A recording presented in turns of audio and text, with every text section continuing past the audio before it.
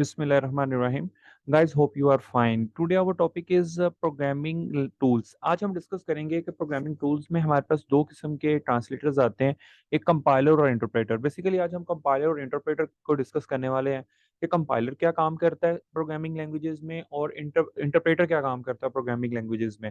तो first of all guys मैं आपको ये बताता चलूँ कि कंपाइलर और इंटरप्रेटर ये दोनों ट्रांसलेटर का काम करते हैं। ट्रांसलेटर का काम कैसे करते हैं? जैसे कि हम हाई लेवल लैंग्वेज में एक कोड लिखते हैं और उस कोड को हमने एग्जीक्यूट करना है, यानी कि कंप्यूटर को समझाना है कि उस कोड में क्या इंस्ट्रक्शंस लिखी हैं। तो क्योंकि वो हाई लेवल लैंग्वेजेस तो ह्यूमन ह्यूमन लाइक लैंग्वेज है, लाइक इंग्लिश लाइक लैंग्वेज है, तो इसलिए कंप्यूटर को तो नहीं समझ आती इंग्लिश की, उसको नहीं पता कि इंट क्या चीज है, उसको नहीं पता हैश इंक्लूड क्या चीज है, उसको नहीं आइडिया कि एक वेरिएबल क्या होता है, उसको नहीं आइडिया लूप्स क्या है। तो ये सारी चीजें उसको कुछ नहीं समझ कंप्यूटर को। तो हमने कंप्यूटर को समझानी है ये चीजें, तो उसको समझाने के लिए हमें एक मशीन लैंग्वेज में कन्वर्ट करना पड़ेगा अपना कोड।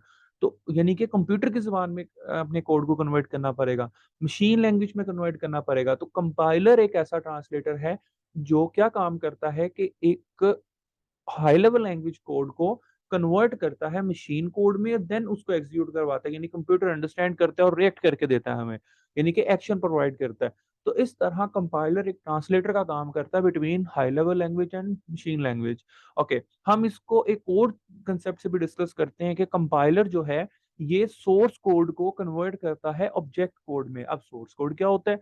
सोर्स कोड ऐसा कोड होता है जो हाई लेवल लैंग्वेज में कोड लिखा जाता है, उसको हम सोर्स कोड भी कहते हैं। और ऑब्जेक्ट कोड वो कोड होता है जो मशीन लैंग्वेज का कोड होता है, तो ऑब्जेक्ट कोड में कन्वर्ट करता है, यानी कि source code convert into machine code, यानी कि सोर्स कोड को कन्वर्ट करता है मशीन कोड में, यानी कि ऑब्जेक्ट कोड में। ओके, तो अगर हम इसका पहला पॉइंट पढ़ें तो फर्स्ट पॉइंट में हमारे पास क्या है? Translator that translate. ये क्या काम करता है? ये ट्रांसलेटर होता है और ये ट्रांसलेट करता है किसको? ये ट्रांसलेट करता है high level language into machine language, high level language को मशीन लैंग्वेजेस में। ओके, इसके बाद second point is the convert human readable code. Human readable code कौन सा है? हाई लेवल लैंग्वेज, और उसको हम क्या कहते हैं? Source code. To machine readable code, तो मशीन रीडेबल कोड में कन्वर्ट करता है। मशीन रीडेबल कोड कौन सा है? Object code. तो गाइज ये भी एक डिफरेंस है। कंपाइलर ये भी एक डेफिनेशन है इसकी कि कंपाइलर सोर्स कोड को ऑब्जेक्ट कोड में कन्वर्ट करता है। Okay, last point is the translate whole program. Guys compiler यहाँ पे ये जो थर्ड पॉइंट है ये बता रहा है कि कंपाइलर कैसे कन्वर्ट करता है। ये कंपाइलर जो है ये पूरे के पूरे कोड को एक टाइम पे ही, whole code, whole program in one go and give complete picture of the program, यानी कि जो कंपाइलर है ये पूरे कोड को एक टाइम पे ही कन्वर्ट करता है। ठीक है, यहाँ पे ऐसा नहीं होता कि पहली स्टेटमेंट पहले कन्वर्ट होगी, फिर दूसरी, फिर तीसरी, फिर चौथी, फिर पांचवी स्टेटमेंट्स एग्जीक्यूट होंगी यानी कन्वर्ट होंगी। ऐसा नहीं होता, पूरे का पूरा कोड कन्वर्ट होता है एक at a time. Okay, start से लेके एंड तक। तो गाइस कंपाइलर की ये इंस्ट्रक्शंस थी, कंपाइलर इस तरह काम करता है और कंपाइलर पूरे के पूरे कोड को एक टाइम पे ही कन्वर्ट करता है इन ऑब्जेक्ट कोड। अब हम चलते हैं इंटरप्रेटर की तरफ। इंटरप्रेटर क्या होता है? इंटरप्रेटर भी एक ट्रांसलेटर है, ये भी हाई लेवल लैंग्वेज में को कन्वर्ट करता है मशीन लैंग्वेज में, काम इसका भी सेम है। ठीक है, ये भी हाई लेवल लैंग्वेज को कन्वर्ट करता है लो लेवल लैंग्वेज में, मतलब कि मशीन लैंग्वेज में। तो first point is the translator है that translate high level language into machine language.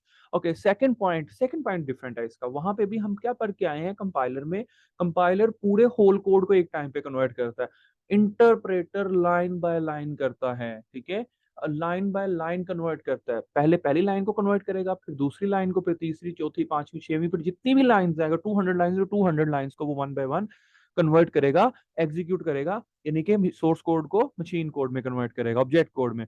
ये स्लोली भी होता है, इसलिए इंटरप्रेटर जो है इसकी टाइम कम्प्लेक्सिटी ज्यादा होती है, लेकिन कंपाइलर की time time complexity according to interpreter वो कम होती है। तो कह रहा है line by line instruction translation there for program execution या execute slowly. Okay, third is that does not give complete picture of the program. ये हमें complete picture of the program भी प्रोवाइड नहीं करता। ठीक है, यानी कि ये एक टाइम पे पूरे के पूरे कोड को कन्वर्ट करके हमें आउटपुट जनरेट नहीं करवाता, ये step by step, line by line काम करता है। ओके, तो गाइस ये हमारे पास दो ट्रांसलेटर थे जिनको हमने डिस्कस किया, compiler and interpreter. Okay, hope so कि आप लोगों ने बहुत कुछ सीखा होगा। ऑलरेडी हमने C plus plus programming fundamental से रिलेटेड एक मुकम्मल प्लेलिस्ट बना रखी है जिसमें हमने डिफरेंट टॉपिक्स को डिस्कस किया हुआ है। तो आप हमारे ट्यूटोरियल्स को देख के स्टडी कर सकते हैं। अदरवाइज़ आपको कोई क्वेश्चन है, कोई सजेशन है तो आप हमें कमेंट सेक्शन में पूछ सकते हैं। हमारे चैनल को ज़रूर सब्सक्राइब कीजिएगा ताकि आने वाले ट्यूटोरियल्स आपको टाइम से मिल सके। अपना ख़्याल रखिएगा, मिलते हैं एक नए ट्यूटोरियल के साथ। अल्लाह हाफ़िज़।